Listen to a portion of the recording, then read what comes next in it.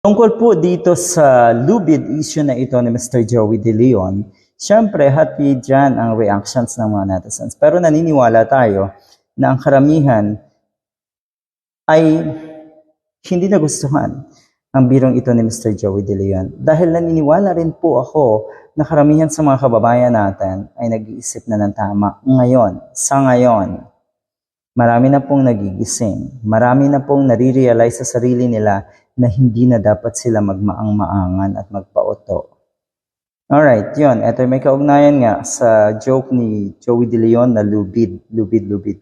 Ano daw yung 5 bagay na pwedeng isabit sa liig. Mantakin nyo ha.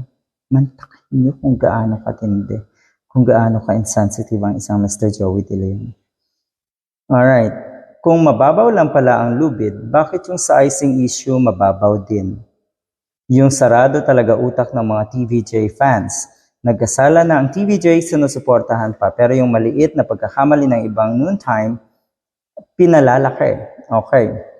Dahil ito daw na issue ng lubid nga, ay hindi naman malaking issue. Napakababaw daw na issue para pag-usapan. Okay. Yan kasi. Yan ang komento ng mga taong, alam nyo na, madaling mauto. Alright. Nagkasala na ang TVJ, sinusuportahan pa. Pero yung maliit na pagkakamali ng ibang noontime show, yun nga, yung pagkaing or icing issue ni Vice at ni Ayon, na sobrang tagal na pinag-usapan ng mga netizens. Okay. Yung issue na yun. Hanggang ngayon, actually, naandyan pa yan. Maliit na issue ba yung etong kay Mr. Joey De Leon? Sa tingin ko hindi talaga eh. Dahil kahit sinong matinong or may matinong pag-iisip, iisipin talaga na hindi maganda yon, yung joke na yon. Pero yung icing issue ni Vice at ni Ayon, ang nag-isip lang po ng masama dyan ay yung mga taong una pa lang ay hate na si Vice Ganda at si Ayon.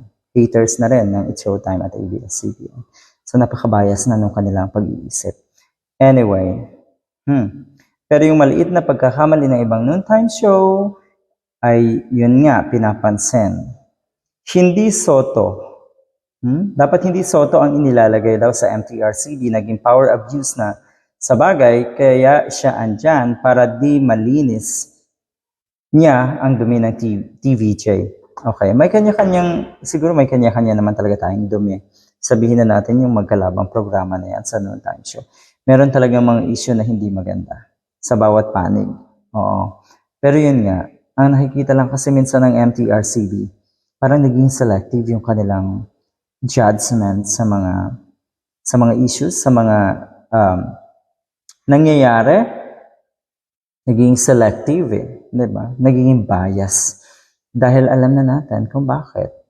Ang MTRCB chair, alam natin na anak ng Tito Soto.